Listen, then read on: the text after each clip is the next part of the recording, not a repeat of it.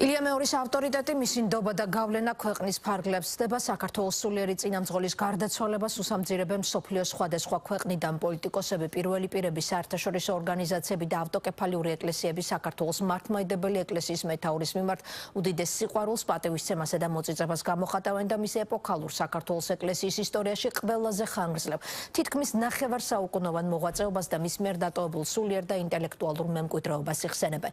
საუბრობენ პატრიარქთან შეხვედრებზე და ამ შეხვედრებზე მოსმენილ ისტორიებზე და ბრძნულ რჩევებზე. განსაკუთრებული ყურადღება ეთმობა ილია მეორის წვლილს სხვადასხვა ერისა და ეკლესიების დაახლოებაში.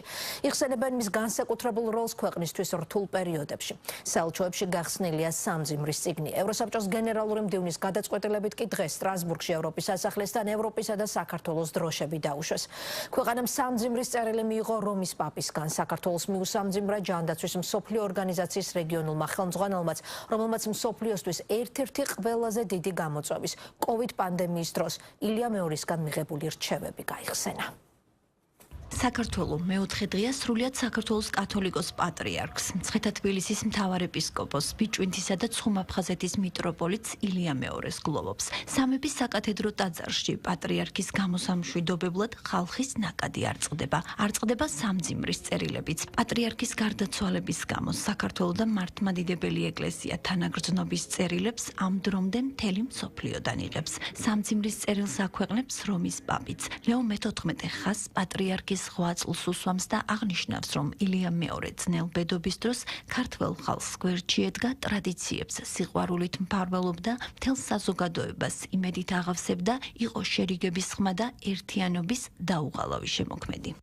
თავისი ხანგრძლივი ცხოვრების მანძილზე პატრიარქი ილია მეორე გახლდათ ღვთისმოსავი მოწმე მკვდრეთით აღმდგარი უფლისერწმენისა. იგი თავისი მსახურებით გვერდში ედგა ქართველ ხალხს ძნელბედობისა და ძირეული ეპოქალური ცვლილებების პერიოდში. სიყვარულით მფარველობდა ტრადიციებსა და იმედით აღავსებდა ადამიანთა გულებს და მთელ საზოგადოებას. სურს განსაკუთრებით აღნიშნო მისი სიყვარული მუსიკისადმი, რომელიც წარმოგვიჩენს უფლისეულ მშვენიერებასა და რომელსაც ძალულს გააერთიანოს ხალხები, დაახლოოს ეკლესიები მიუხედავად მათი კულტურული და თეოლოგიური განსხვავებებისა. უამრავი ადამიანისთვის პატრიარქი ილია მეორე იყო ხმა შერიგებისა, დაუღალავი შემოქმედებითი ერთობისა. იგი გულთბილი და ძმური სულისკვეთებით შეხვდა ჩემს ორ წინამორბედს, წმინდა იოანე პავლე მეორესა და პაპ ფრანცისკეს.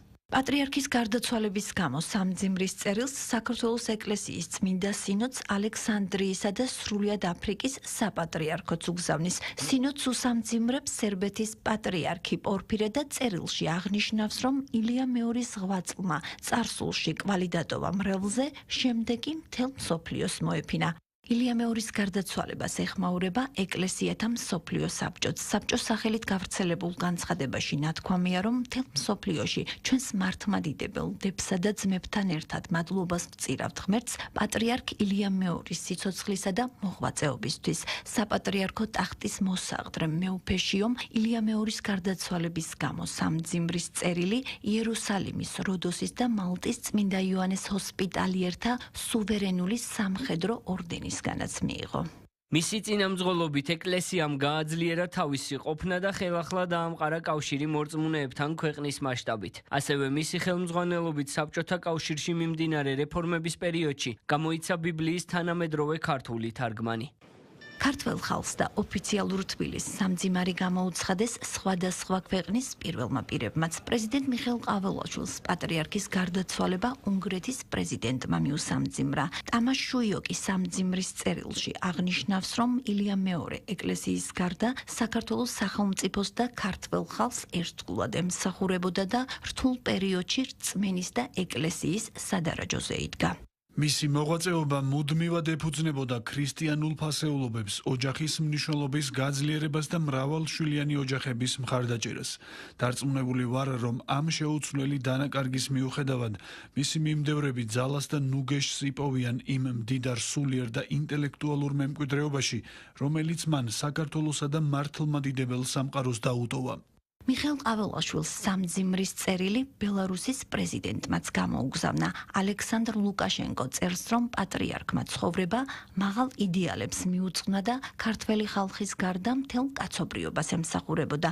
საქართველოს პრეზიდენტს ილია მეორის გარდაცვალება არაბთა გაერთიანებული საამიროების პრეზიდენტმა მუჰამედ ბინ ზაიედ ალ ნაჰაიანმაც მიუსამძიმრა. მშვიდობის, უსაფრთხოების, მეგობრობისა და რელიგიათა შორისი ურთიერთგაგების გამტკიცებისკენ მიმართული ინიციატივებით პატრიარქმა განსაკუთრებული ადგილი დაიმკვიდრა მილიონობით ადამიანის გულში, მიუხედავად მათი ეროვნებისა და რელიგიური კუთვნილებისა. მისი უწმინდესობის ილიამ მეორის მრავალწლიანმა მსახურებამ გააძლიერა საქართველოს მართლმადიდებელი ეკლესია და ხელი შეუწყო ასობით ეკლესიისა და მონასტრის აღდგენასა და გახსნას. გლოვის ნიშნად საქართველოს გარდა დროშები ევროპაშიც დაეშვა. ევროსაბჭოს გენერალური მდივნის ალან ბერსეს გადაწყვეტილებით ილია მეორის ხსოვნის პატივსაცემად სტრასბურგში ევროპის სასახლის წინ ევროპისა და საქართველოს დროშები დაეშვა. სერბეთის საგარეო საქმეთა მინისტრმა სამძიმრის წერილი გამოუგზავნა მის ქართველ კოლეგას მაკაბო ჭორიშვილს. მარკო ჯურიჩმა აქცენტი პატრიარქის სულიერ მისიაზე გააკეთა და ხაზი რწმენის, მშვიდობისა და ერთიანობისადმი ერთგულების ილია მეორის თავდაუზოგავ ძალისხმევას გაუსვა. სამძიმრის წერილს აქვეყნებს საქართველოში ესპანეთის საელჩოც და პატრიარქს. საქართველოს სულიერი იდენტობის ქვაკუთხედს უწოდებს. ევროპის გარდა საქართველოს სამძიმარს ამერიკის შეერთებული შტატებისგანაც იღებს. სამძიმრის წერილი გამოაქვეყნა ამერიკის სახელმწიფო მდივანმა მარკო რუბიომ, რომელმაც ყურადღება ილია მეორის ღვაწლზე გაამახვილა და აქცენტი პატრიარქის წარუშლელ მემკვიდრეობაზე გააკეთა. ჩვენ ვგლოვობთ მისი უწმინდესობის სრულიად საქართველოს კათოლიკოს პატრიარქის ილია მეორის გარდაცვალებას და გულწრფელ სამძიმარს უცხადებთ ქართველ ხალხს, ისევე როგორც საქართველოს მართლმადიდებელი ეკლესიის მრევლს. მისი სულიერი წინამძღოლობა და წარუშლელი მემკვიდრეობა მომავალ თაობებს და ამახსოვრდებათ და იმ მშვიდად განისვენოს.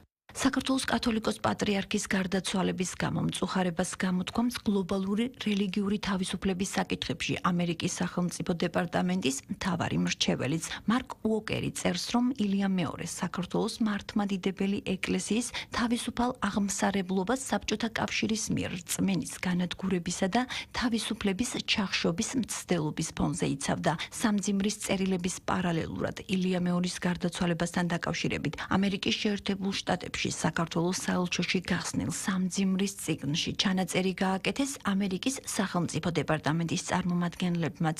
სამძიმრის წერილი პრემიერ-მინისტრმა ირაკლი კობახიძემ გაეროს ტურიზმის და ჯანდაცვის მსოფლიო ორგანიზაციის რეგიონული დირექტორისგანაც მიიღო. საქართველოს მოქალაქეების მწუხარებას იზიარებენ მეზობელი ქვეყნებიც. პრემიერ-მინისტრს ირაკლი კობახიძეს მისმა აზერბაიჯანელმა კოლეგამ მიუსამძიმრა. ალი ასადოვი წერილში ხაზს უსვამს ილია მეორის მნიშვნელოვან წვლილს ორი ქვეყნის მეგობრობასა და თანამშრომლობის გაღრმავებაში. პატრიარქს აზერბაიჯანის პრემიერ-მინისტრი თანამედროვე ეპოქის გავლენიან სასულიერო მოღვაწეს უწოდებს და აღნიშნავს, რომ ეროვნების და რელიგიური კუთვნილების მიუხედავად ილია მეორემ მილიონობით ადამიანის დიდი პატივისცემა და სიყვარული დაიმსახურა. ანკარაში საქართველოს საელჩოში გახსნილ სამძიმრის წიგნში ჩანაწერი გააკეთა თურქეთის საგარეო საქმეთა მინისტრის მოადგილემ. ბერის ექინჯი სოლიდარობას უცხადებს ქართველ ხალხს და მართლმადიდებელი ეკლესიის დიდ დანაკლისზე მიუთითებს. სრულიად საქართველოს კათოლიკოს პატრიარქი ილია მეორე 17 მარტს 93 წლის ასაკში გარდაიცვალა. ილია მეორეს კვირას